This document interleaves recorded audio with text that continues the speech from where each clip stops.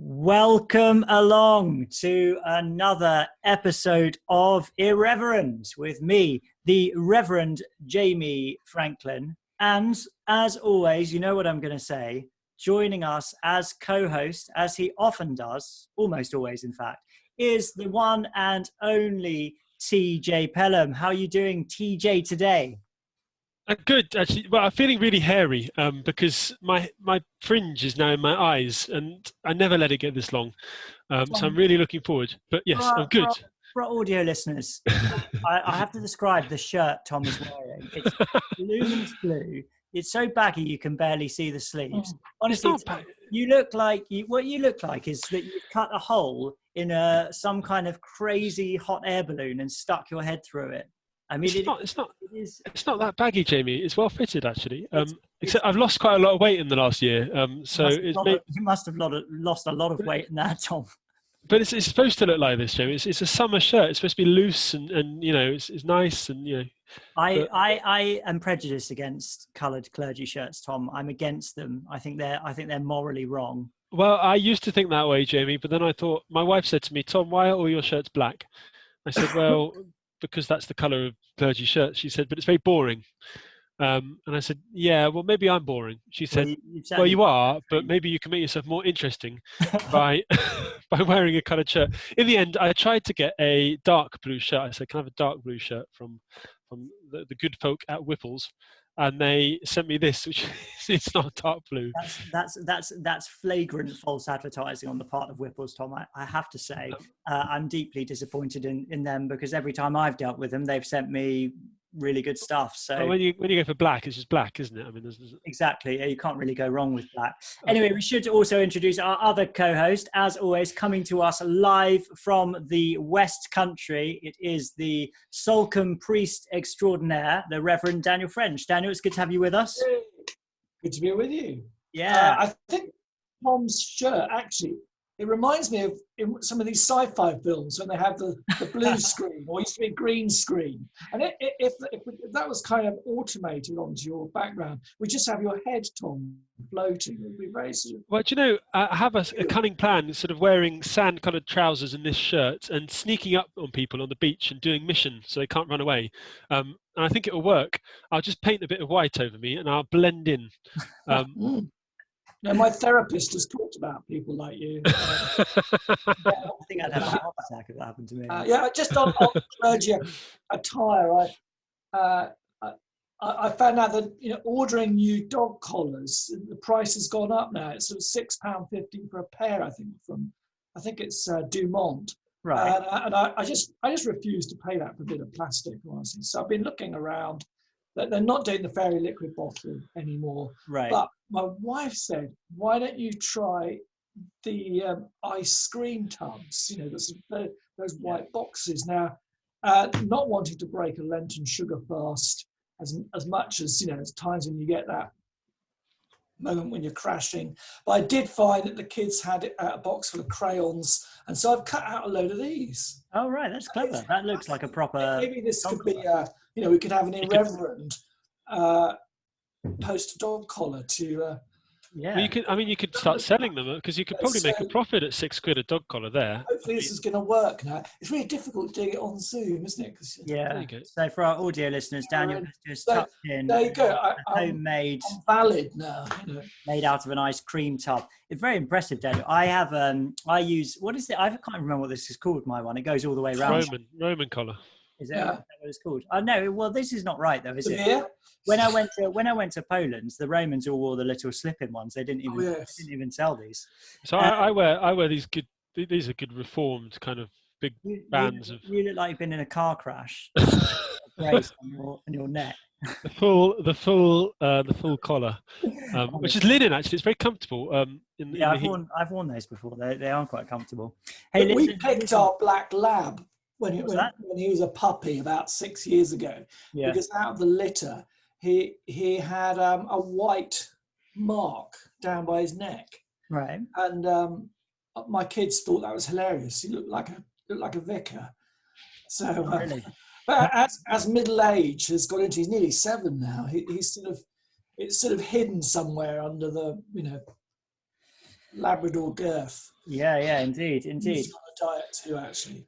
We've got Yeah. a lot to talk about. We We've should got, move on, shouldn't we? we've got loads to We've talk got about. so But much. firstly, we have to say the really good news this week, and there is sometimes good news in this world, is that Irreverend Faith and Current Affairs is now the #1 podcast for Christianity in the whole of the UK. Can you imagine that, chaps? We're #1. We were like, a couple of weeks ago when we were discussing this, we were something like 40.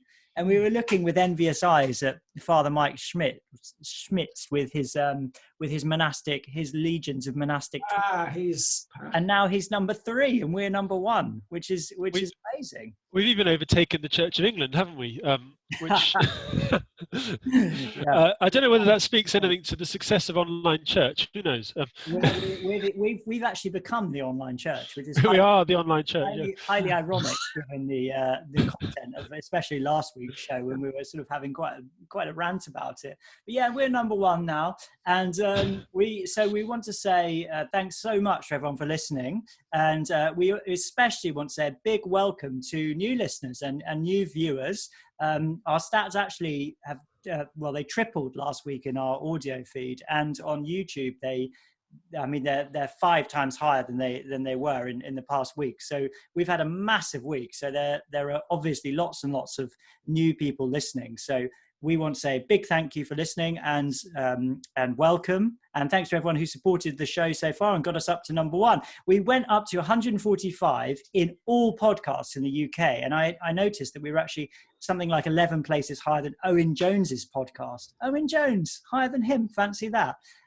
So it would be great to climb up even higher, to hit the heights for the glory of God, of course, not because we want to sort of become, we don't want to build a Tower of Babel with our podcast. We don't want to be like Icarus flying too close to the sun, but we want to get the word out there, and we want to spread this positive message that we have for the world. So it's a really great thing to know that people are listening, and also in all seriousness to know that people enjoy the show, that it helps them, that it brings them comfort. And a lot of people email in and say, they're just happy to know that they're not alone in what they think and how they experience the church and the world and everything like that. So really, really good news. Along with that, there's some other news, which is that we now have decided to start a Patreon account for people who would like to become our patrons. And for people who don't know what that means, that's if you'd like to support the show financially and join our Patreon group on the Patreon website, you can do that. And you can just go on patreon.com/irreverend and you can see different ways to do that. It's very important because all of the monasteries that Jamie's founded to click up are all those hundreds of monks we're employing to boost our. They get expensive, It costs money to employ Twitter bots. But in all seriousness, we do have overheads for this show, and a number of people commented and said, "Oh, the show's great, but the technical aspect of it perhaps could be stronger in some ways." And we'd love to make the technical aspect of this show stronger, but in order to do that, there will be some outlays, obviously, because we'll need to purchase some kind of streaming service probably. So we're looking into ways of making things better technically. And if you become our Patreon and start to support us financially, that will make things a heck of a lot easier for us. So do go on patreon.com/irreverend if you'd like to become a patron. It starts you can sponsor us for £3 a month or more if you like. But that would be really good. It'd be really appreciated. So that's Patreon. Now, time to discuss faith and current affairs. Chaps, can we talk about the correspondence that we've got over the last week before we go into the main headlines? Because I think it would be a good way of starting. Over the last week, because we've got so many more listeners and viewers, we've been getting absolutely deluged with emails. I mean, dozens and dozens, if not certainly with all the comments on YouTube, hundreds of inquiries and comments that people have made. So I thought it'd be good to try and just address some of the common themes that have come through in those messages. There have been lots and lots of messages which basically say a very similar thing, which is that I was at the beginning of the start of the pandemic, I was either I was either part of a church or I was looking for a church because I wanted spiritual solace. And it's interesting to me how many people have said that, you know, they were an atheist or they weren't, you know, they were a Christian who hadn't gone to church for many years, and because of everything that's happened over the past year, they started to think about the idea of God or the idea of spirituality and actually wanted to go to church.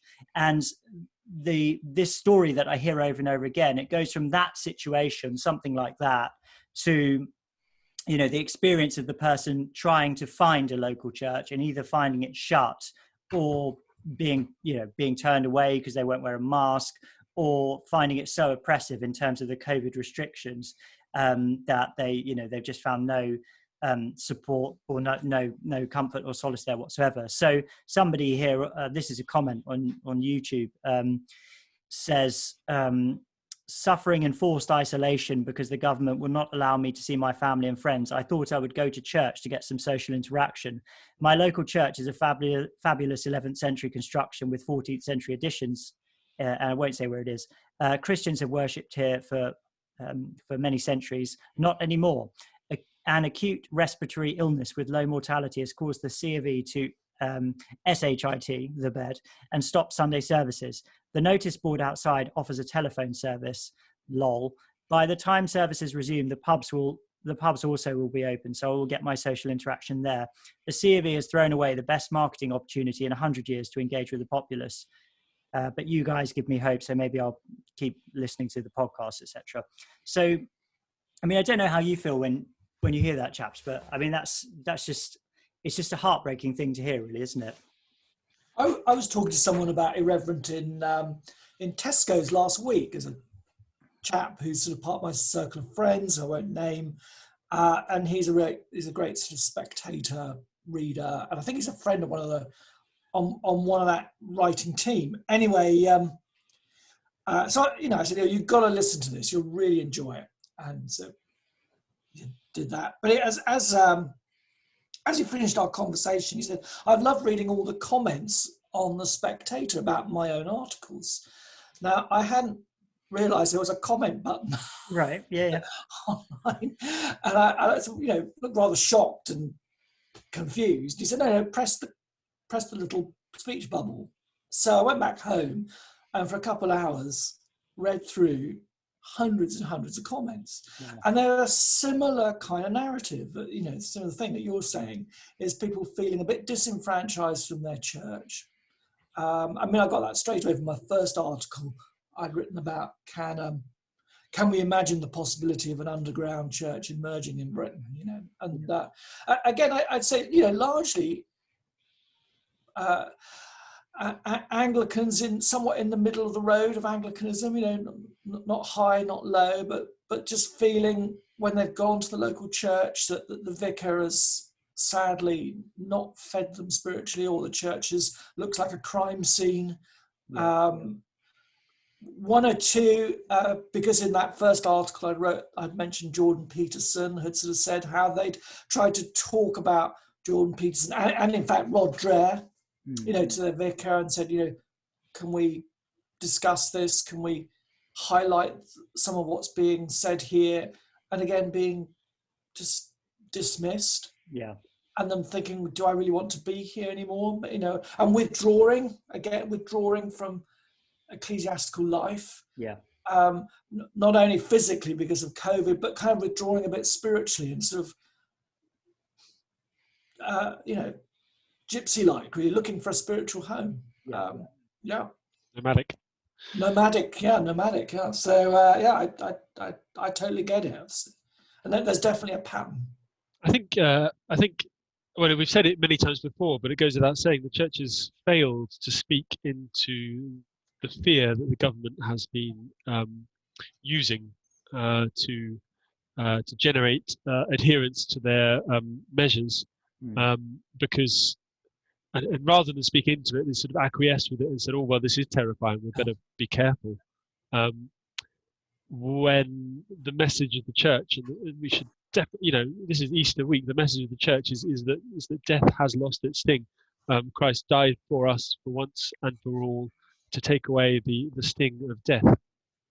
And And so the church has an awful lot to say about these things, but it can't say it if it closes down. Yeah. And it certainly can't say, "Oh, we don't fear death, but we're going to hide in our homes and do online services." Yeah. That just, you've got to put your actions where your mouth is, and we haven't. Yeah.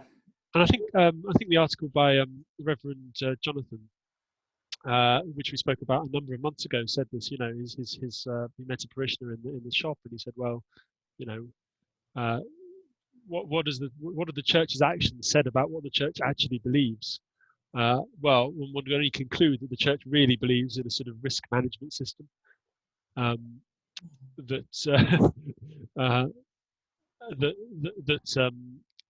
effectively removes hope, removes trusting in God, removes any of those things in favour of a sort of secular, risk-averse culture. Yeah. And that's what the church has said and done. Yeah. It feels like an opportunity has slipped through our hands nationally. Yeah. To talk into that. Yeah. Yeah. And, Yeah. I mean, in the 1918, sorry, Jamie, but in the 1918 flu, the government of the day said, we don't want to close the churches because that's where people get spiritual solace. It's important for them to be able to get that. And forward 100 years, and the government says, "Oh, we've got to close the churches," and the church rolls over. Yeah. I mean, what I was going to contribute is I sort of feel that this is a matter of spiritual discernment, and I think that people can sense, and apparently not just Christians but people outside of the church as well, they can sense that there's a sort of spiritual darkness to what's going on. And again, this is a theme that I've come across in lots of the comments and emails that I've received, that people are disturbed by what's going on, deeply disturbed, and they interpret it as a kind of spiritual thing. And so they're seeking, they feel the sort of encroaching darkness, and they're seeking the light. But the problem is that the church seems to be endorsing that very thing which they are disturbed by, and so they can't make sense of it. And to be honest, I mean, I can't really make sense of it either. But that seems to be a lot of the time what's going on. So people saying, like, literally, I started 2020 as an atheist, and then this stuff started happening, and I started to sort of almost start believing in God, and start seeking spiritual comfort. And this links to another theme which I just wanted to acknowledge, is that a number of people have written and said, how do I find a church? And there are people from Scotland and people from other places in the country asking this question. Now there is, to a certain extent, there's a practical answer, because we've been supporting this website, uklockdownchurches.wordpress.com, where those are churches that have been open throughout the lockdown and presumably still open now. And so probably those churches on that website, they would be more skeptical about what's going on, and perhaps a bit more sort of spiritually discerning. But nevertheless, that's not a full answer to the question, because on that website, last time I checked, there were something like 250 churches or something. And to be honest, when people email me and say, where should I go to church, I mean, I don't really know what to say, to be honest with you, because when I look at all the major denominations, they've all acted in, as far as I can tell, they've all acted in basically the same way as the Church of England. I don't know, what's your view on this, chaps? I think, to be fair to the Roman Catholic Church, they've generally been open through this lockdown. Not like you to endorse the Romans, Tom. Well, I've always fair to them. So I think they've actually, maintained worship in a very obviously with some differences, but that looks very similar to their normal worships with the altar parties and various things like that. It's been reported to me anyway. That's, to be fair to them, that's they've not done what the Church of England has done, and left it up to individual vicars to sort of shut their churches down, which which I think was the big mistake actually of the Church of England. When I had a bishop, my bishops sent an ad clerum, an email to all clergy back at the beginning of this lockdown, saying that he'd rather churches. The tone was he'd rather churches stay open. That his expectation was that he understood if they closed, and it turned the other way around quite swiftly, and it became the expectation in this diocese, at least I think in all dioceses, that they were closed rather than open, which I think is a real shame. Yeah. Obviously. Yeah, definitely. Yeah, I've noticed. I was looking at the Church Times has got a piece on today, so it's not gone to print. It's just on the online edition by Hattie Williams. I don't subscribe as such, so I've only got the first paragraph, but it says many churches and cathedrals have remained closed throughout the recent lockdown and are reopening in time for in-person worship during Holy Week. But online services and events remain at the heart of festivities. Yeah. Are they imagining then that most churches are still on Zoom or whatever? Or the Zoom is the way that most people are accessing the services. I mean, that may well be the case because so many churches, I know of one huge medieval church, it's a great barn of a thing. And you think, oh, well, I could probably get 50, 60 people in there without socially distancing, which would basically be their whole congregation. And they're restricting themselves to something like 22 or 25 people, which is completely, beyond what's necessary, really. Because as we all know, I hope, the advice and guidance is actually 1 meter plus with masks. It's not 2 meters. That's just. But in any case, they don't fill the transepts up. They're not using the choir. So I suspect it's hilarious because the Church of England's been doing social distancing for the past 300-400 years. I know. You have to go to a church. Most churches, everybody sits at the back, or is vastly distant from everybody else. It's actually quite nice to have people sitting in the front pews when you're preaching, because you don't have to sort of feel that you're. I made a joke at the beginning of this pandemic before we closed the churches down. I said, I went and stood up in the pulpit, and the left-hand side of our pulpit's on the right when you're looking down the church. The left-hand side of the church was packed, and the back of the right-hand side of the church was packed, but the front 10 rows had ne'er a soul on them. So I said, why do you think I'm infectious or something? As I stood up there. It was funny at that time. But no, I think that a lot of these places, they're just allowing a trickle of parishioners in, so most people are having to go online. It was an extraordinary thing that came out last year in an ad clerk in our diocese. I mean, it was a good piece of news in the respect that it mentioned that the government and church body in the autumn had calculated that only 47 people had caught COVID in a religious place of worship. Yeah. Whether that's track and trace data, I don't know. But, if you think, well, only a fraction of that's going to be Church of England churches, probably half of that's going to be Christian. The safest place last year to have been was inside a church building. Yeah. Safer than in your home. Yeah. A friend of mine commenting on the discussion last week when we were talking about the Bath and Wells document about how they're basically going to try and make online worship central to their ministry and various other things. He said, this is like listening to the Church of England's plan for how to commit suicide. And I think that this is basically I don't understand why the church wants to do this, because it's so, like I was saying last week, it's so obviously going to destroy the church, but they seem intent to do. I mean, Tom, you say, well, maybe people have gone online if they haven't gone into church, but I think loads of people will just not bother. No, I don't think so. I think they might not. And I was sort of I was chatting to Andrew about Jules' sort of integrity online and in person, and he's my other colleague, and he was saying basically that as far as he could see it, like if you're fit and able to go to church, you should go to church as a sort of standard thing. Like just it should be part of your discipleship.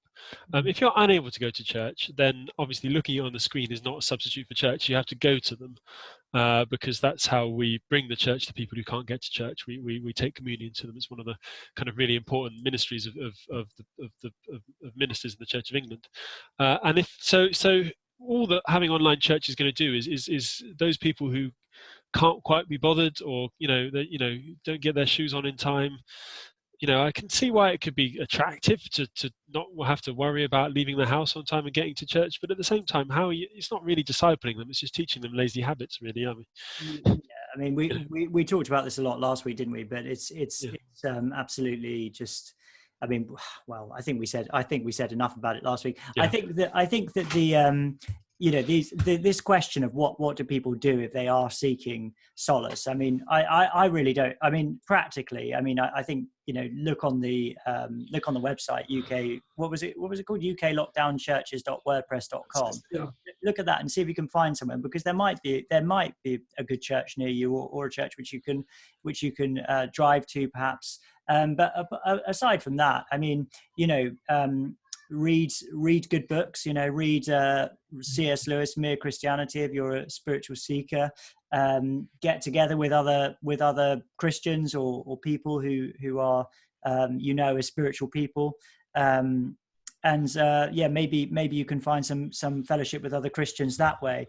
But it is a really vexed question, and I mean, it seems to me one of the really odd things about this whole situation that I mean, and I don't want to be over the top about it, but all right, let's put it this way: there seems to be a real dearth of spiritual leadership in this whole situation. As far as I know, there are no real sort of high-profile Christian leaders, bishops or heads of a denomination or movement like FIEC or something like that, who are actually standing up and calling this stuff out. And that is really, that must be indicative of some kind of problem that pre-existed this crisis. I mean, I've got an email from somebody which I'll read out later who's at a Baptist training college, and it sounds very similar. The issues he raises in the Baptist world sound very similar to the issues that we're talking about in the Anglican world, which surprises me, because I thought the Baptists were all kind of sort of evangelical and believe the Bible and would be very sort of critical of cultural trends. But this appears to be just like more of the same kind of stuff that we're so familiar with. The church, I mean, I don't know, but is this sort of institutional church in the UK, not just the Anglican Church, but all of these kind of structures, is it I honestly don't know what's going to happen. I mean, is it going to die? Is it God's judgment on the church? What is going on? I just don't know. I mean, I don't know what you guys think. Well, it's such a big question, really, and I think for many of us who've given, well, I can think I've given pretty much most of my life to institutional church. Yeah, and it's keeping me up at night, thinking what's going to be left. Am I going to be in the Songbird movie in 2 years' time? Doing an Amazon delivery man, because that's all that's around. I mean, what if we had, with the variant, further lockdowns? Yeah. How much would congregational life take? How many more lockdowns before the whole thing just collapses? Yeah. Because financially, logistically, psychologically, I honestly give up the habit. I mean, I think you're right. I'm slightly terrified because I have to start looking for new posts soon. And one of my colleagues went to look for a new post, and he had to, as part of it, sort of outline his vision for the online church, and he had to lead a Zoom Bible study. And I just really hate the idea of having to turn up and do that sort of thing. I'm not interested in it. It's, and yet I fear that I'm going to have to be, I have to turn up and talk at least about how wonderful online church is, because that's just what's going to be expected of clergy. I think it could well be the death knell of the church. I mean, the problem is that we haven't had I mean, at the very least, the church should have been complaining voraciously and publicly about being shut down every day that it was shut down. You know, I can understand kind of going along with lockdowns if forced to, but it's the acquiescing, it's the not presenting, it's not challenging that narrative. It's saying, you know, actually, well, this is justified. That's where the problem is, and that's where the clergy and the hierarchy who have done that are basically saying we don't think our church is that important. We don't think it's that important to meet in person.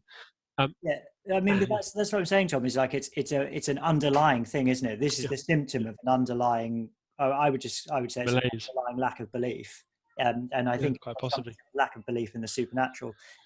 Speaking of the dark future that awaits the church, I think we should just revisit this question of vaccine passports for churches, because there was quite a disturbing development this week. So I've got this here from Premier Christian News, is a Christian magazine. I mean, they've been pretty, I would say, very weak during this whole thing, and they basically supported it. The COVID takeover, I mean. So UK Vaccines Minister Nadeem Zahawi has hinted at the prospect of churches requiring a vaccine passport from the public. In an interview with the Daily Telegraph, Zahawi suggested that churches could be allowed to check people's COVID status. And the quotation is, "If we want our lives back, I think we've got to, at least, if nothing else, look at all this stuff."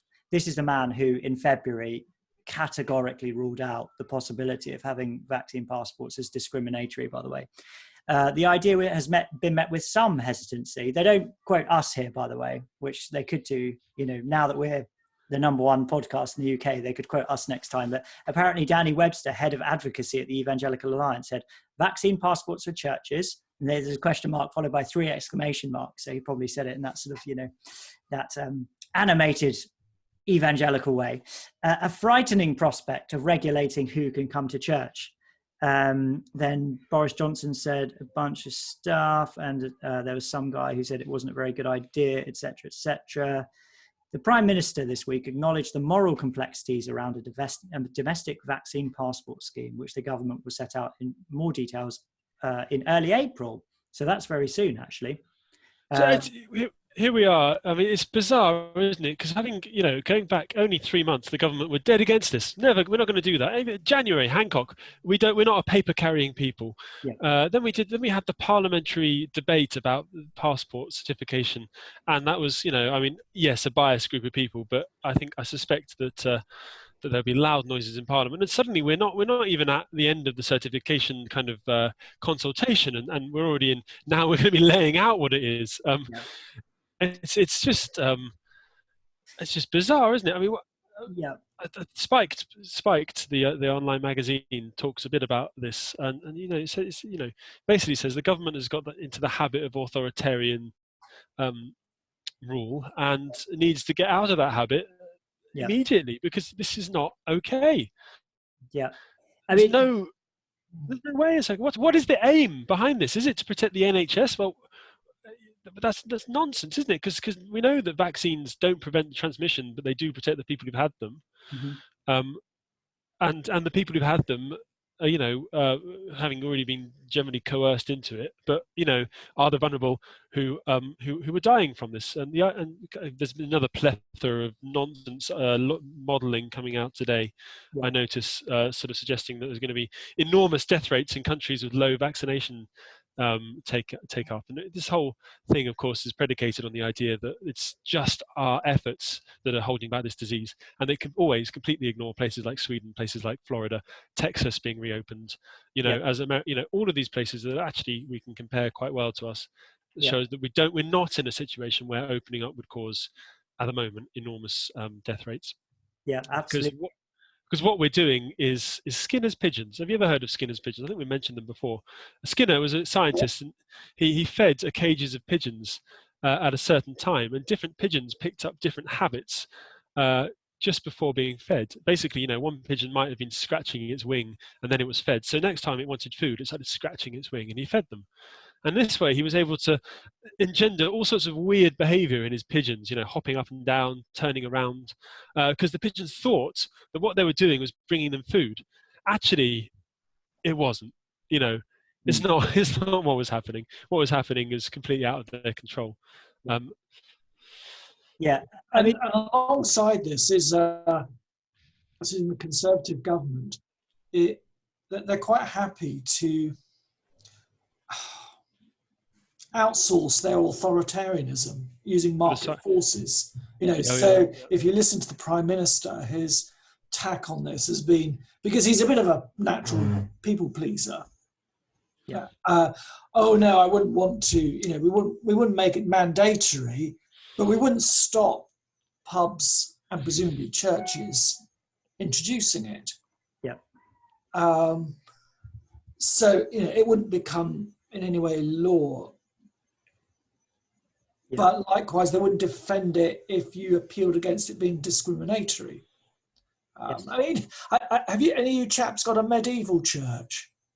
No, No, 1960s. I don't think mine has it, but there's one not far from here. A leper hole. Has a leper hole. Yeah, a hagioscope. Yes, yeah. Do we really want to return to that? Where we have the jabbed and the jabbed not. Goodness, using to employ some progressive language. I thought we were all about inclusion, diversity, and tolerance. And yet we're going to put this in.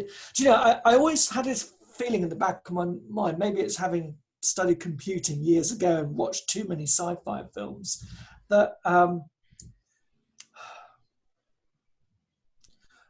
That the real crisis that would hit the church, that would knock out any of the stuff on sort of gender and sexuality and make it look insignificant in comparison, would be some form of transhumanism. Right.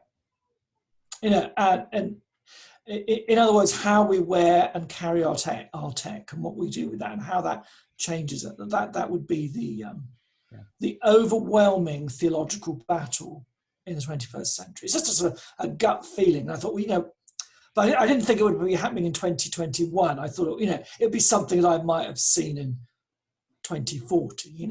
People attempting to download granddad's consciousness into a microchip and telling them that's, that the sort of avatar version of him is the equivalent of eternal life, or so on and so, kind of intense microchipping of people with smartphones and whatever into your bones or whatever. But I think this is going to be the big theological thing for us. Yeah, I mean, we're moving into I think that's. I mean, if you did have those thoughts, Daniel, as I believe you did, that was extremely prescient because we are moving now into almost into a new phase of church history, I think, where there is a dangerous new heresy. It probably relates to some, to heresies we've seen in the past. I think it's quite Gnostic, but yeah.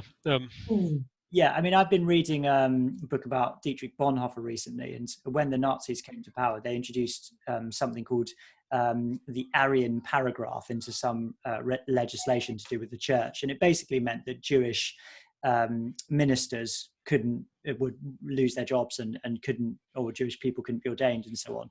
And there was this big sort of hoo-ha about that. And I think that, I mean, this isn't exactly the same, but it's the same type of thing because it's an attempt to discriminate against people within the church on the basis of some characteristic. I mean, that in that sense, in that case, it was race. But now what it's going to be is what medical treatment people have had. And the sort of the pernicious aspects of this, which does link to the thing with the Nazis. It's ultimately what this is about is whether you're going to submit to the state ideology, which is that, you need to have a vaccine and then you need to be able to prove that you've had that vaccine in order to participate in society. So are you going to, and it's not, and this is the other thing about this as well. It's not just this vaccine. And this is going to happen again. I mean, I think there's a high degree of likelihood that there will be another lockdown, that there will be more vaccines which are developed, and that, if vaccine passports are introduced, they will not be just for this vaccine, but they'll be for other vaccines as well, potentially for other types of health treatment. But this is when this is applied to the church. I think there's a high degree of likelihood that the church would acquiesce to this, given the church's performance over the last year. And this would be this would be absolutely heretical and a total denial of the gospel. You cannot get up in your church and preach the gospel if you're screening people for vaccination status at the door and telling them they can't come in if they haven't been if they haven't had a vaccine, or making them sit in a particular area, sort of segregated, a segregated area or something like that. It's a denial of the gospel, and it reminds me of, you know, in the book of Galatians, when Peter isn't eating with the Gentiles and Paul rebukes him, and he says something like, your life or your actions are not in step with the gospel. This is a similar thing. If we deny people access to church because of their medical statement, we are denying the gospel. We're denying the universality of the gospel, that Christ died for all men, not just for people who have been vaccinated. Here's a little picture we got here. This is from I'm just sharing this now. This is I think it's from a church in Canada, and you can see here that this church is segregated along vaccinated and not yet vaccinated. Not yet vaccinated, by the way, not just non-vaccinated, but oh yeah, we know you're going to be vaccinated, but you're not yet vaccinated. So in the fully vaccinated aisles, masks and social distancing are still required, as they are in the not yet vaccinated. So I'm not sure. It's a bit weird, but you can easily see a time coming where that changes, can't you? You know, and yeah. Okay, over here, please, you know, we can see your face because you're not shameful. It is a sort of weird sort of, it's almost a kind of akin to sort of historical covering up of women or something like that, where you know, you can imagine a world where the vaccinated are allowed to go around with their faces free, and all those who refuse, for whatever reason. There are plenty of good reasons, of course, not to be vaccinated. There are plenty of good reasons. Presumably, you know, not yet vaccinated includes pregnant women, breastfeeding. I believe breastfeeding. Yeah. Those with severe allergies, allergic reactions, absolutely. Children. Yep. Yeah. It's a great one, isn't it? For you know, let's. If we look at the government's programme, there'll still be a lot of people who won't be offered vaccination in certain age groups. So for the summer, it's, you know, and young people. To be honest, I mean, if you look at vaccines and as a whole, it's your own right, entirely without anyone else to say anything about it, really, what you do and don't put in your body. And do we really want to? And I really challenge people on this, who when I speak to them, and they say, oh, we should be mandating vaccines, or that, you know, that we need to make sure that everyone takes them up. Do we really want to live in a state, in a country where the freedom of everyone is conditional on enough people taking up a medical procedure against their will, effectively, because you can't have free will if you're coerced? Do we really want to live in that state? And they always say no, but I don't think that people have thought it through. You know, all these kind of opinion polls saying, oh yeah, we need certification, we need mandatory vaccination. You know, do you really want to live in that state? Is that a place that attracts you? If so, I don't really want to live in that state with you. If I'm really honest. Well, all the polls are rigged anyway, aren't they? I mean, they set out to seek the result that they've already decided upon. I think it's pretty obvious to anyone who's actually followed what happens with polls nowadays. Or ever. Or ever. I mean, I'm pretty sure it must have got worse recently because they're so obviously. I mean, there was one, when Matt Hancock said that people would be sent to jail for 10 years for filling out a form incorrectly upon. The 10 years. Yeah, well, there was a poll from was it Ipsos Mori or YouGov or something, saying that something like 89% of people thought that was about right. For 10 years. It's just unbelievable. It's really. I mean, are we expected to take this seriously? These opinion polls, they're so obviously a load of rubbish. And if you just go around and talk to people,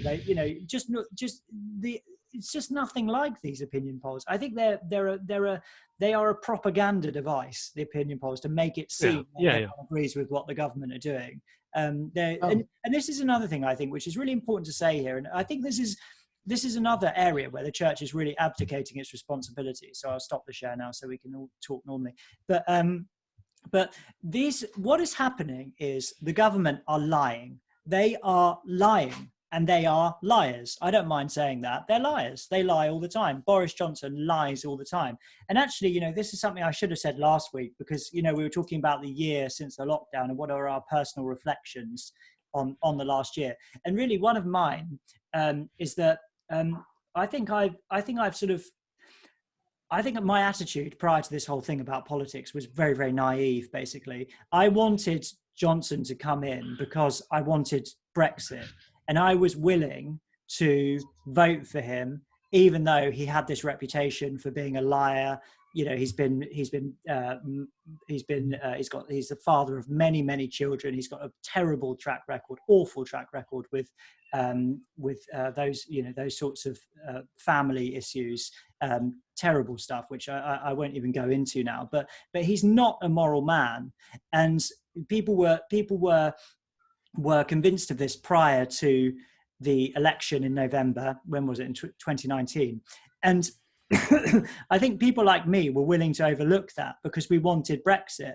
But actually, now I look back at that, and I think I don't know what I would have done. I mean, I probably would never have voted for Corbyn, but it's not okay to overlook the moral character of somebody who's going to be the prime minister or going to be in office a high office in the country. This question of moral character is really serious, and the church used to be the kind of institution that would call out our leaders when they were guilty of immorality. And what we see here is not only immoral people who are in charge of the country and making these decisions, but the church's full-throated support of these people without any criticism whatsoever. But these people are demonstrably lying.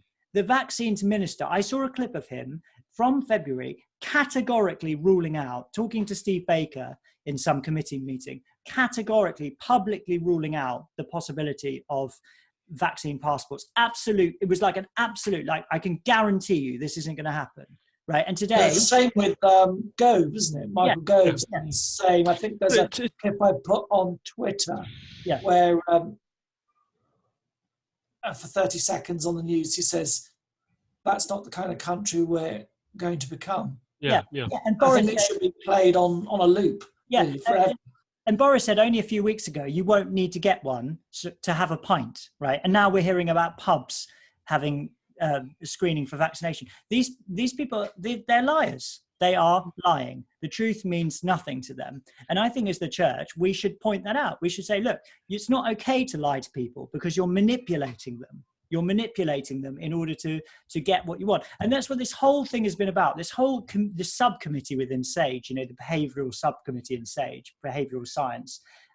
All it is about manipulating people and making people afraid so that they will comply with what the government wants. And that is a horrible way to govern a country. It is it's tyranny, really, what's going on. It's well beyond reasonable ethical kind of governance. They've gone well beyond that, and it's terrifying, really, that they think they can do that and just get away with it, and they almost certainly will. In as much as even if there's a commission that looks at it, it's going to be stuffed full of people whose sort of careers and kind of background will exonerate them, I suspect. Oh yeah, it'll be an internal investigation, won't it? There will be a committee investigating itself, like on Westminster. But I mean, I think the interesting, well, perhaps not the interesting thing, but the important thing to think about is how the church responds to this. And I'm not really clear what the answer to that question is, but I think there's going to come a time very soon when we're going to have to think about this really seriously, because I'm not being part of the church that turns people away for not being vaccinated. No way. And I'm sure lots of other people will feel the same way as well. In fact, I would say that if the church does that, it will become unambiguously apostate if it starts turning people away for not being vaccinated. That will be a step too far. And you've just got to hope that enough church, this must prick people's consciences. If this goes through, the leaders in the church, surely this is a line which they won't cross. I mean, will they? Yeah, I'm just waiting for the kind of download from Church House. Here's the QR code, whatever thingy that you stick on your notice board that people have to click with their phone to get into church. That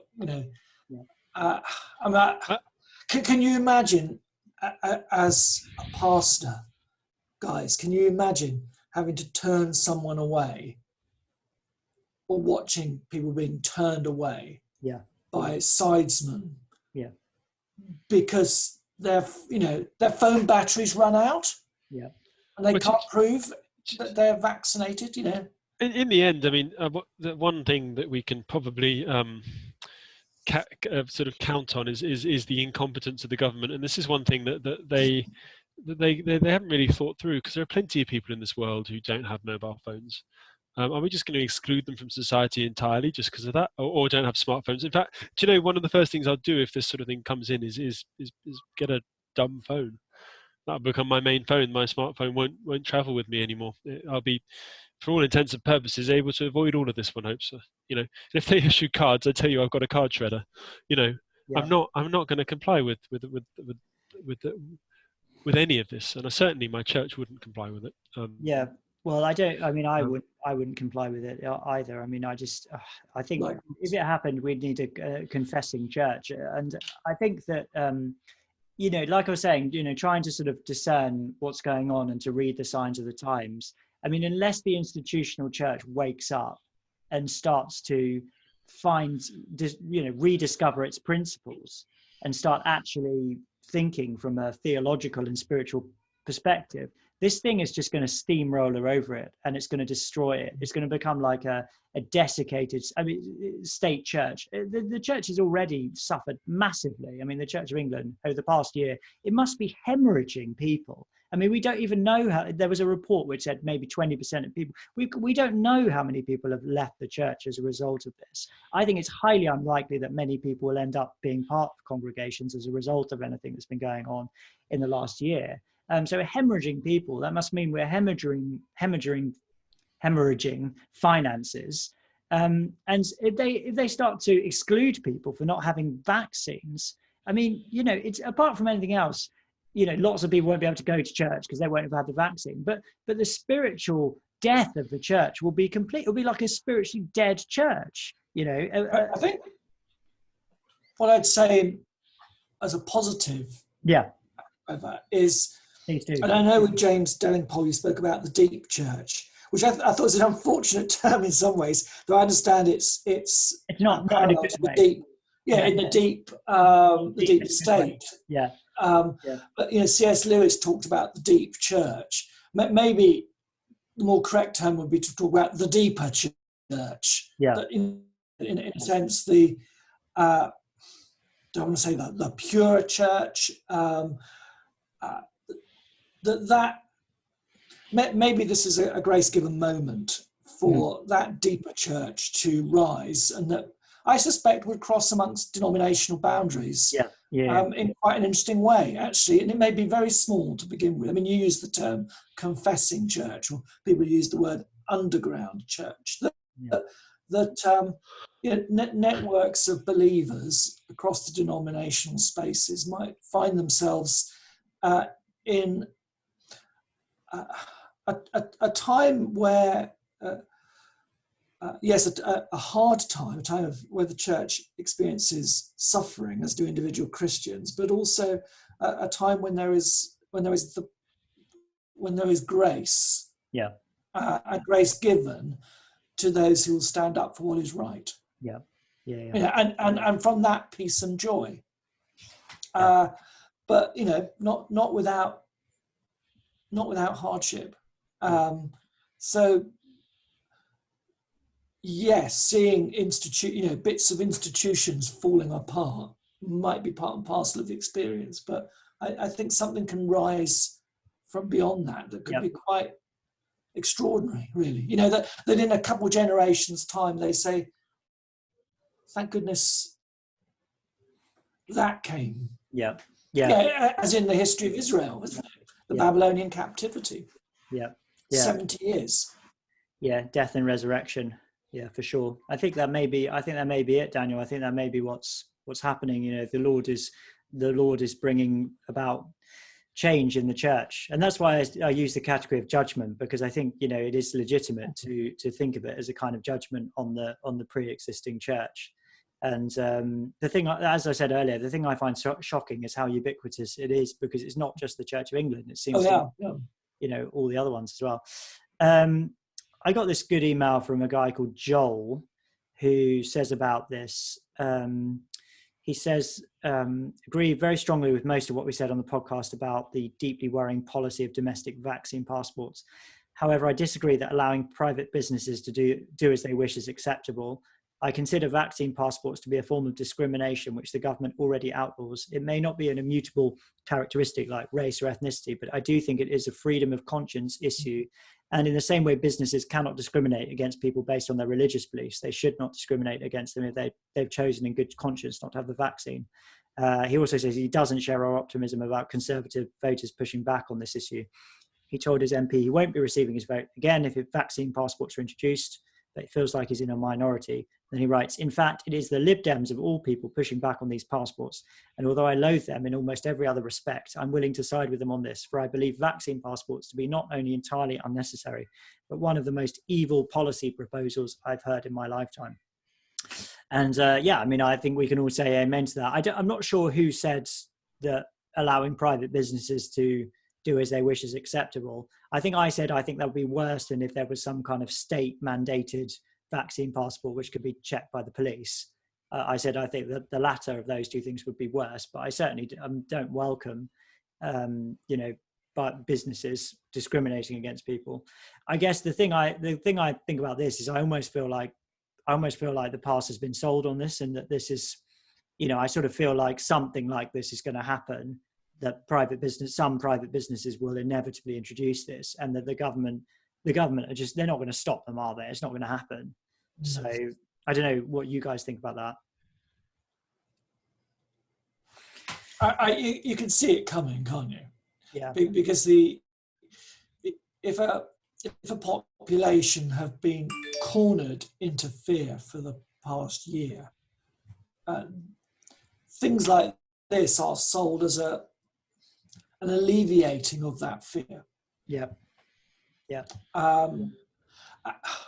The worrying thing for me is if this sort of comes in, this will be with us for a very long time. Oh yeah. And other things will ride on the back of it. You know, that you could have all sorts of things that allow you or bar you from institutions, restaurants, pubs, cinemas.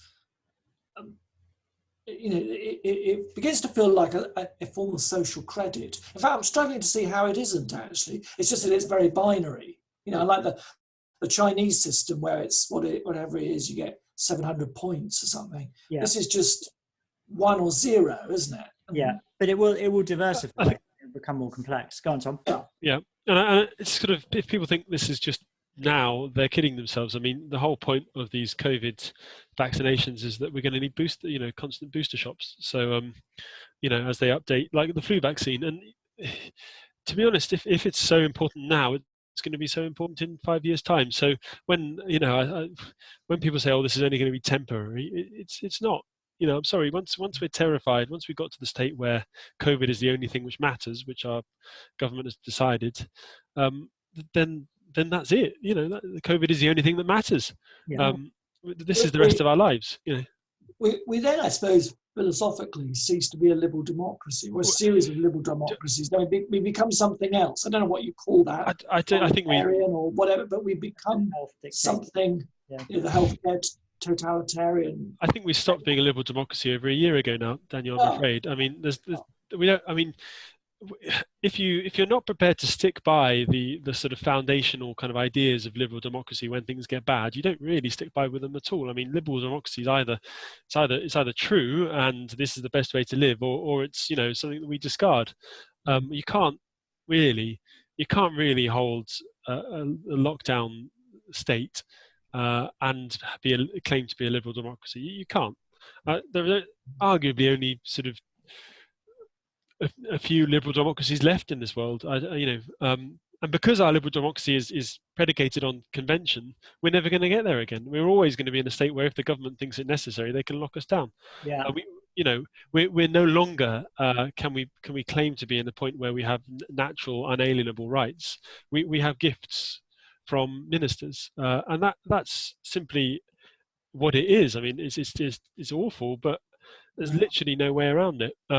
It's crazy, actually, Limat, because we're now to a state where, if you live in a communist country, when it comes to vote, you can only vote for one party.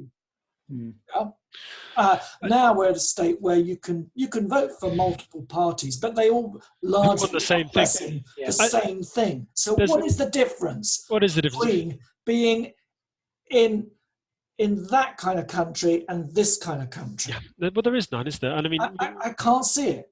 I'm Michael Gove. struggling to give a coherent answer.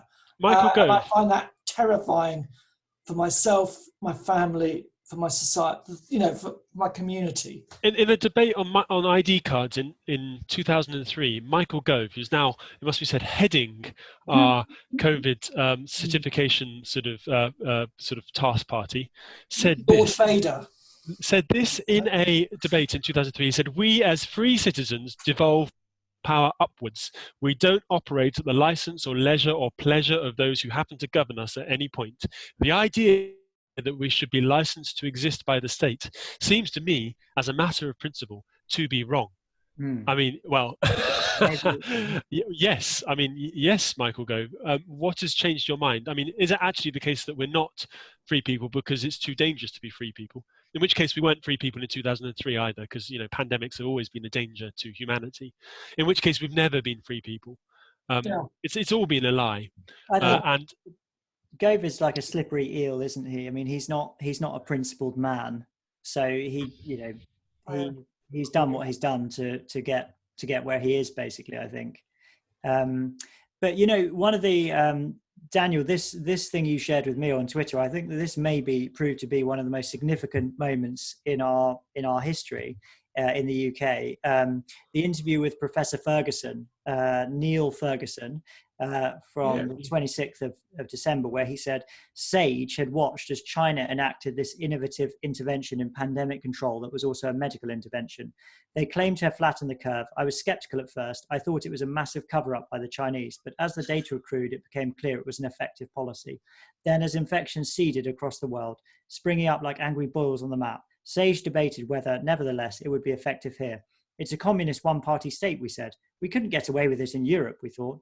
And then Italy did it, and we realized we could. So there we go.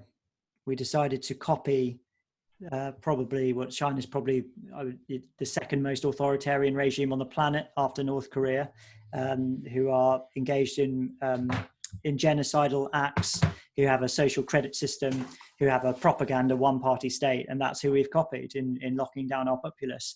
And again, just to go back to this thing with the church, people will look back at this in history and they'll say, why didn't the church do anything? Why did the church just stand?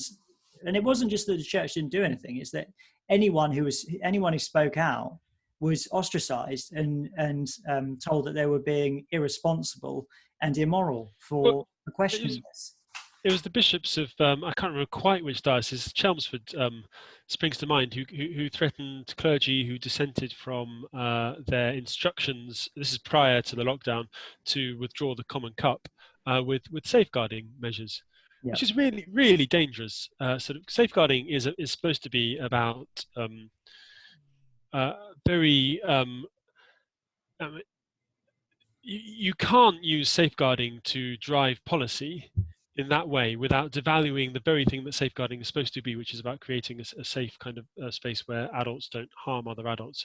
You can't just arbitrarily add things to it and then threaten people with it. It's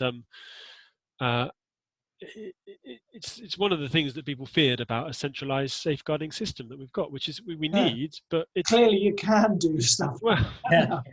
I mean, wasn't there another diocese that threatened clergy who went into their churches with clergy disciplinary measure, withdrawal of license? Yeah. I don't think it was Chelmsford. It was sorry. Yeah. So if it was Chelmsford, for the one you were saying, Tom, that would have been Stephen Cottrell, wouldn't it, at the time? I think it was Chelmsford. I may be wrong. So I mean, maybe this might be a good time to talk about Stephen Cottrell, because he's advertising for a chief of staff. Have you guys seen this? Yeah. I'm filling in the form at the moment. You're filling in you like the idea of living in some palace in York and being paid 90 grand a year to. Yeah, I mean, I'm not really sure what is he. Do you want me to quote you some of it? Yeah, go on. Because if you download, well, two things. One of the things that's been criticised is that the salary wasn't put on the Church Times website. All right. With the foresight that most of us would explode and there would be some sort of Twitter storm over this. Yeah. So it's deeply nested somewhere. Anyway, if you download, it's 90 grand though, isn't it, Daniel? We know 90 it's 90 grand. Yeah. I think it's Peter Anthony from London Diocese did some digging around this. He's got a brilliant tweet which I'd like to read out in a moment. But carry on. But if you read it further on, I mean, it's just extraordinary that the duties and responsibilities are a lot of it's filled with buzzwords and what have you. I mean, it looks partly like what years ago you used to call bishop's chaplain. Yeah, I'm struggling to see much difference really in this. I know some of it is what Roman Catholics might call a vicar general. In the essentials of the Percival specification, it doesn't actually say that the person has to be a Christian, though it does invite them to pray with him. It says that they have an excellent working knowledge of the Church of England and its internal structures, systems, and the Anglican communion. But I was just going through it bit by bit. I mean, they all seem to be theologically literate. But it doesn't actually say anything massively upfront about this. And then there's a rather kind of lovely bit which reads like it reads like a dating site, really. Yeah. I've got this bit here. This is Peter Anthony tweeted this out. Yeah. I'm looking for a companion, a critical friend, and a support. All three of these are vitally important. I need someone who loves God and loves the gospel and who will pray with me and for me in the adventures that lie ahead. I need someone who is able to tell me when I've got it wrong and help me see things differently. I need someone who will be on my side, ... And Peter Anthony's written, am I the only one who finds the Archbishop of York's description of his new £90,000 a year chief of staff sounds more like something from a second-rate dating app? C of E is clearly now making appointments by Tinder. This document is an employment tribunal waiting to happen. That's a brilliant tweet. I think, chaps, we should all apply for it. If we could give like 10 hours each. Daniel, you definitely get it out of us three. 10 hours each on Zoom. We could offer him remote mentoring companionship. Why is he looking for a companion? He's obviously lonely. I mean, he's been made to move to York, hasn't he? I mean, he probably doesn't have any friends in York. God bless. I mean, I sometimes feel a bit lonely as well. I can't just employ someone to be my companion. A Christian friend and stuff. Oh my goodness, it's wonderful. And I mean, but what makes me laugh is you want to put this alongside. This is a humbler, simpler. Oh yeah. It's all part of the humbler, simpler, more Jesus-focused church, which was his vision. That's his vision. Fair enough. But it doesn't kind of sit well with then having to employ somebody for 90 grand to kind of fulfill that. It's a very kind of boomer-esque thing to do, isn't it? Yeah, it's not even clear what this person will be doing. It seems like he'll just be sort of hanging around for chats with the Archbishop, The very strange thing is, I mean, the role of a bishop is a weird one these days, because we've got Pete Broadbent sort of comes out in his normal kind of cantankerous way defending this, saying, oh, well, bishops are very busy, we need chief of staffs, and, we need competent ones. And you think, well, actually, what are they doing? Yeah. Because the role of a bishop is basically, historically, is to be pastor to his clergy. So, and they managed this in the Victorian era, and obviously there were good bishops and bad bishops, where they had to travel everywhere by foot and by horse, and spent a lot of their time, I suspect, travelling if they were any good, or if they were poor, spent all their time in London in the House of Commons, House of Lords rather. But I just think, why do we need all these bishops? And why do we need 90,000? They're expensive enough as it is. Why do we need extra people attached to them that we're going to pay £90,000? I mean, what are they going to do? Well, I mean, as a clergyman, it's pretty insulting that somebody should be paid that amount of money to do that kind of job. When clergymen in the Church of England are paid our salary is basically a quarter of that. This person will it looks like they'll get housing as well. So essentially, they're being paid 4 times as much as a regular clergy person, and that's. It's obscene in the context for what's being. It comes with some international travel as well. Just wanted to add that. But only if you're vaccinated, though, presumably. Well, you won't even be able to go to church if you're not vaccinated. So presumably because they'll be following. That's the bishop. why we could do it from Zoom. I think we could do it from Zoom. Presumably because they'll be following the Bishop of York around the world occasionally. Because I mean, I don't know. I mean, I don't think it's particularly defensible. I think. And I don't really buy the idea that we really need to that it costs that they're so busy they need loads of extra staff on enormous salaries.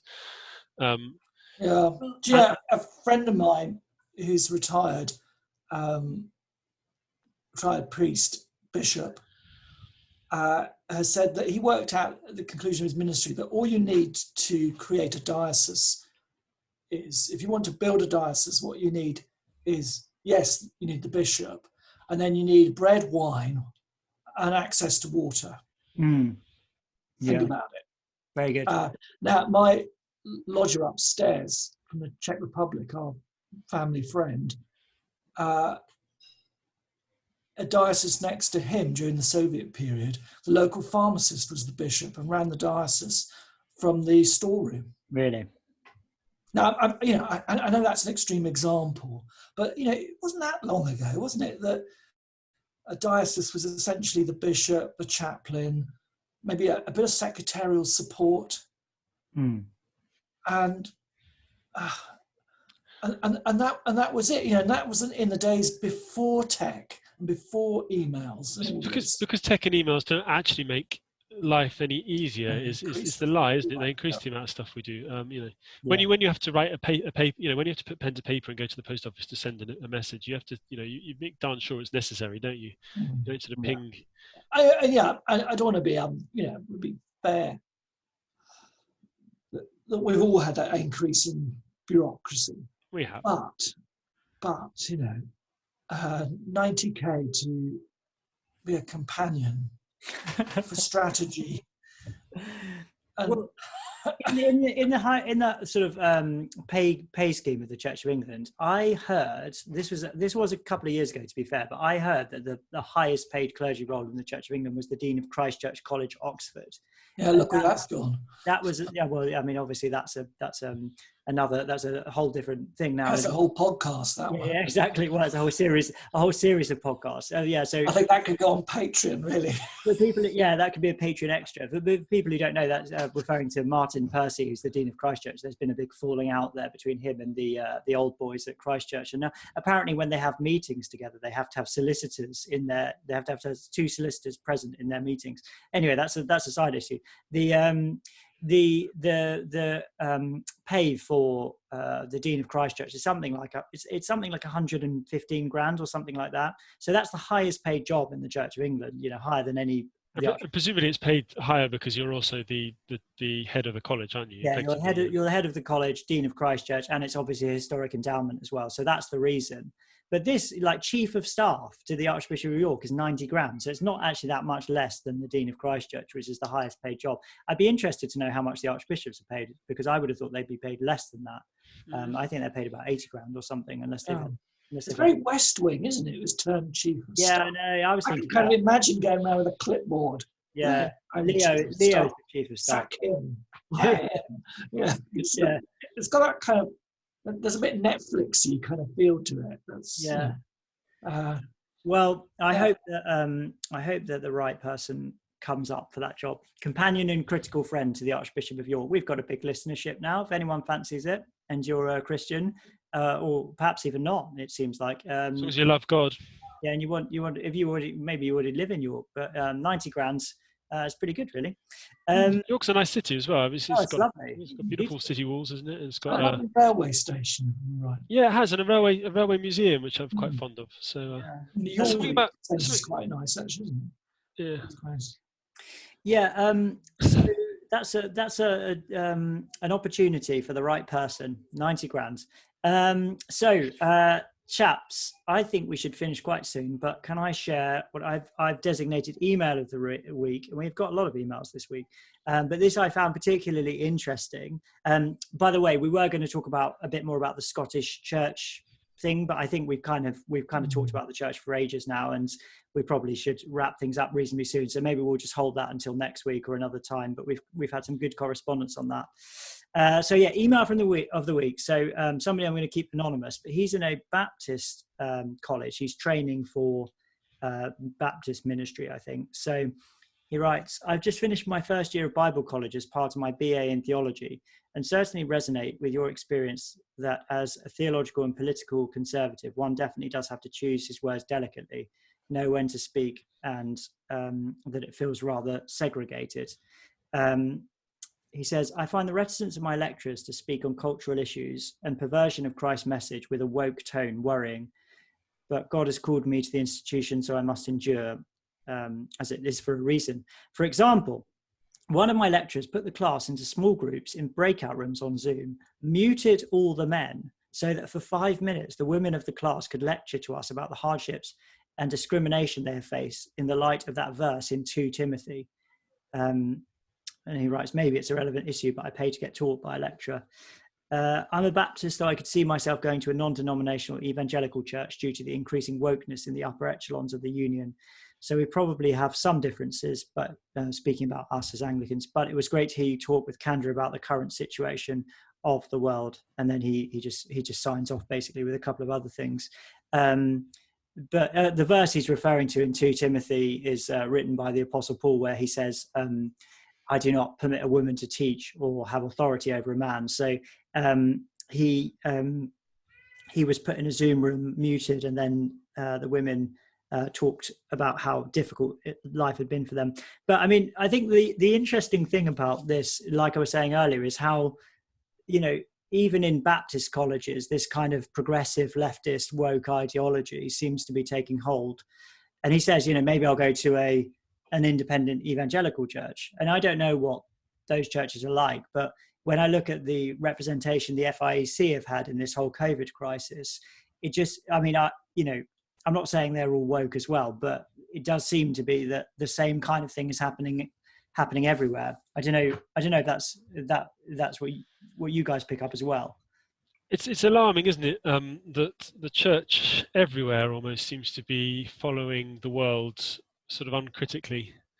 I always remember Cuddeston being shocked when laughter broke out in College Chapel when that was written, sort of derisive large laughter. We had that passage at morning prayer, and I'm being told, a friend of mine who went to study in, is it Ridley in Cambridge, the evangelical college there, who said that before they had it in morning prayer, they had a sort of whole lectures about it, and sort of the weird thing was, he said that a lot of people hadn't ever come across it. A lot of women in the church have never come across what Paul writes there. And I mean, I think there are various different ways of looking at it and working through it, and contextualizing it. And I think there are a couple of there are good answers on both sides. But I certainly think that everyone who comes to ministry in the Church of England needs to have engaged with it,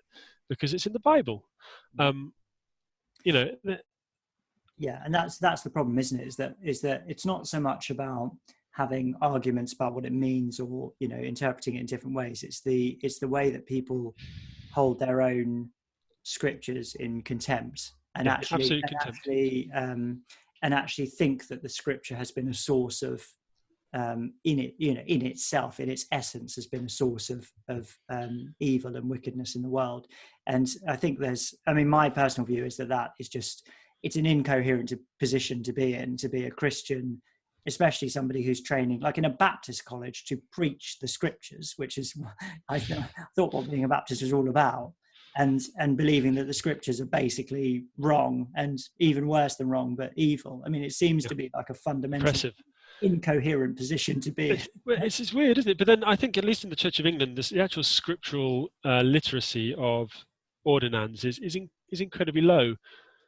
Because it comes from, on the whole, and not from certain, say some traditions suffer from this more than others. I think it was shocking how little scriptural literacy there was, and historical illiteracy, and a complete lack of understanding about what it meant to be Anglican, and all of the things behind that, and that's because the Church of England basically gave up on sort of exhorting people to read the Bible sort of 20, 30 years ago, I think.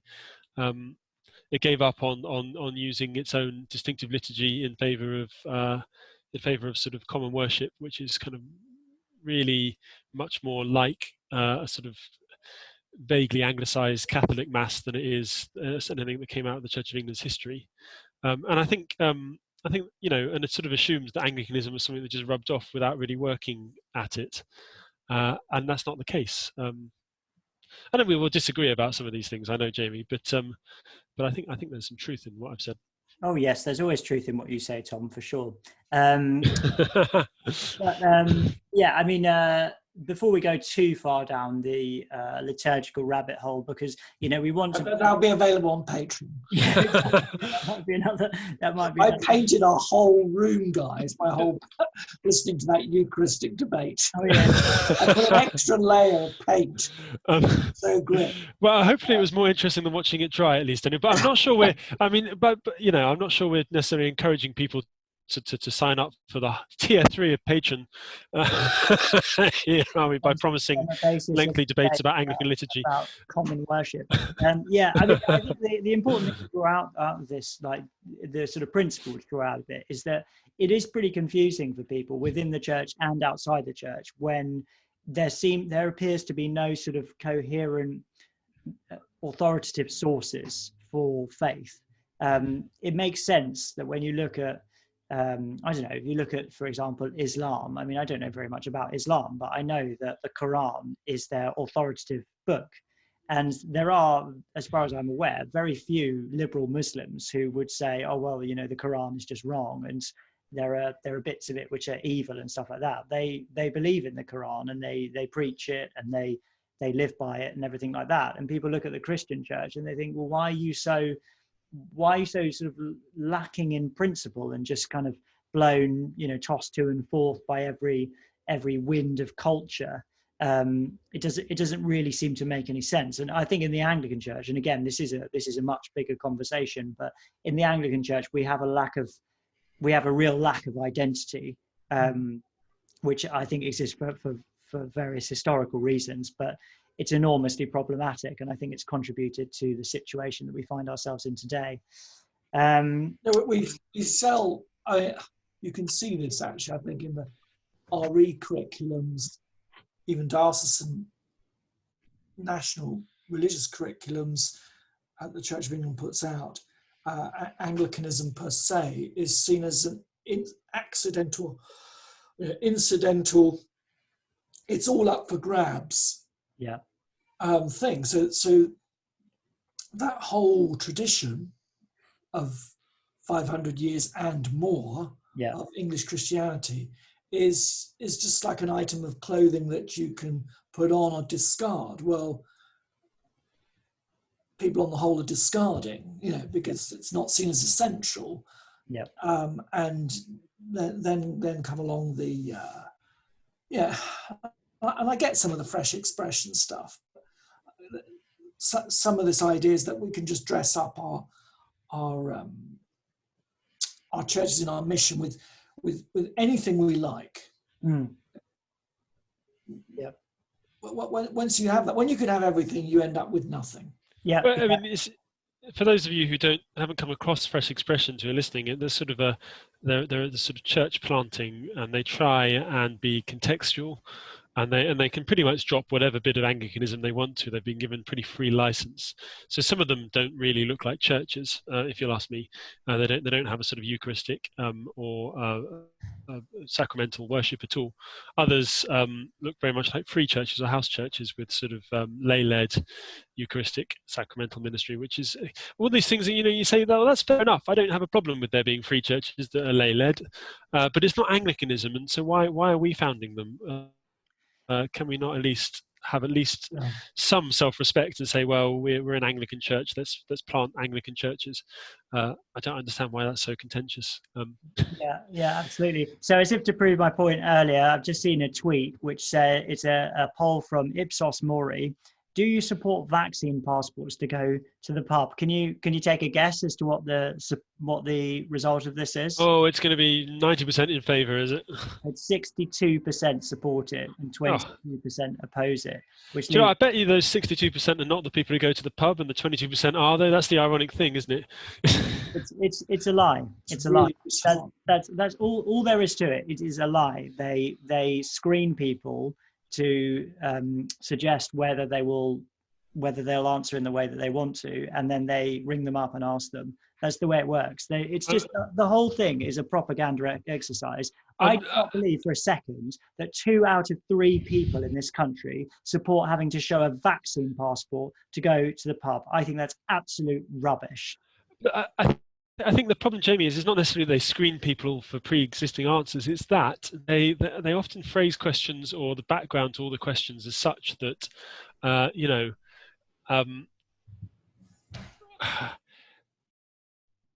it would be a question like, if it was effective, would you agree with this? Well, I mean, there are 2 problems there, isn't it? One thing is what's it actually going to do? Or nothing. It's not an effective measure, because we know that vaccines protect people, but they don't stop transmission. So it doesn't really matter. If you're protected, you're fine, and if you're not protected, then that's your choice, isn't it?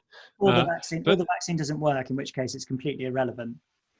Yeah, I'm not sure that any of them have been shown not to work per se. I think. I'm just saying logically, it doesn't make any sense.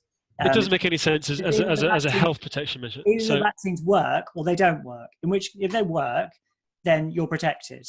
So why do you need to force other people to take the vaccine and exclude them from society for not taking it? It doesn't make it. It's completely illogical. It doesn't make any sense. Completely. And if they don't work, it's a moot point, because it's a total irrelevance. So why is this question? The reason that this question exists is purely to do with the government controlling people. That's what this whole thing is about. There's no other reason that this measure exists. It's the same thing with masks. They know that masks don't work.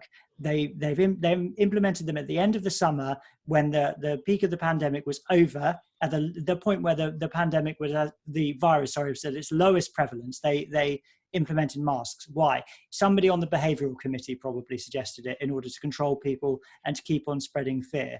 It's got nothing to do with public health. It's got everything to do with control, and it's fundamentally immoral. I think this is going to happen in some form, and it is going to create an apartheid in our society. It's seriously worrying. And go on. Going back to the Spiked article, it's called "Vaccine Passports: The End of Liberties We Know It." I mean, its final paragraph, I think, is very strong. It says, civil liberties are being sacrificed at the altar of government control, and it must stop. The slippery slope we have been on since last year seems to be getting steeper. It's time for the British public to give our politicians a good shake and force them off this one-way track to more authoritarianism. If this path has taken us to the point where we may have to show papers just to carry out day-to-day activities, who knows where else it might lead. So, and quite, who knows? There are scary places that this could be just the start of. Yep. And it needs to be, and unfortunately, people are still being terrified by our government, who are then using their terror to justify their authoritarianism. It's a chasing its tail into totalitarian authoritarianism, and it needs to stop. Unfortunately, Jamie, I think the people are still too terrified, and the Conservative Party is. There are more and more dissidents, but they're still not enough to overthrow the majority. And Labour, in any case, are probably more authoritarian than even the Conservative Party. So I'm not sure quite how it ends, but I don't think it's a good place necessarily. No, indeed. Well, anyway, chaps, I think we should probably leave it there for this week. I've got some halloumi and roasted vegetables for my dinner Lovely. coming up quite soon. But yeah, just to say to our listeners, thanks for tuning in. And sorry we couldn't be more chipper with the news this week. We'll try and find some funny sort of public interest stories for next week or something. But if you'd like to become a Patreon, do go on patreon.com/irreverend and support us on there. And if you'd like to be a chief of staff, do go on to the Diocese of York website and find the details there. Maybe you're the person. We are being fair, and we are advertising it as we are the number one Christian podcast this week. So it's not as if we haven't advertised it. Yeah, exactly. And you know what else we should get, guys, is we should start getting some merch as well, because Patreon does merch. So if you or any of the listeners have any idea for merch that you'd like an Irreverend... Maybe not dog collar. Irreverend or undercut them, Daniel. We can sell it for £5. Was it? It's about £3 for a box of ice cream, and you could probably make about 20 or so tabs out of that. Sell them for £3 each. We're fine. We're good. T-shirts. I'd love an Irreverend baseball cap. I think that'd be really cool. But I think we should have some kind of slogan, maybe like a scripture or something. I was thinking like "Overcome evil with good," which is the verse from the Book of Romans. That might be quite cool. Like Irreverend, overcome evil with good, or something like that. If it was, if you could do a kind of MIB thing, isn't it? What do you mean? Was it cleansing the world of the scum of the unit, the scum of the aliens, or whatever? It's protecting the earth from the scum of the universe. I think it is. Yeah. That's a line from the smash hit song "Men in Black" by Will Smith, of course. So if anyone has any idea for any merch or anything, do send us an email, and you can email us about anything at all, irreverendpod@gmail.com. Because at the moment, because of the amount of emails we're getting, it's really, really hard to answer them all, because we just spend all our time answering emails for the whole of our lives. But we do read them all at least, and try and feature them in the show, and we will answer at least some of them. So you can get in touch via email as well. But that's about it for this week, I think, everyone. So thanks so much. And have a wonderful Easter, I guess. I hope your preparations for that day go well, and that you get, the hope of Easter Sunday goes with you forever. Yeah, indeed. Yeah. And we will look forward to wishing each other a happy Easter and saying the A word next, not the rude A word, the holy A word next week. And if you don't know what that is, you have to tune in to find out what the holy A word is. So anyway, chaps. The H word, isn't it, really? It depends how you spell it, I suppose. Now you've given depends on your tradition. You've given people a massive clue there, Tom. Now they'll be able to guess it easily now. So chaps, thanks so much. I think it's a good conversation, and I think really to conclude, I suppose we just need to keep.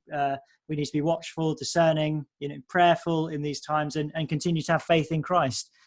Because he is ultimately our only hope as things get darker and darker. We must place our trust in him, and I think that's all we can say, really, isn't it? For sure. Okay, chaps, thanks so much for the conversation. Really appreciate your time as always, and look forward to being with you again next week. God bless. Bye now.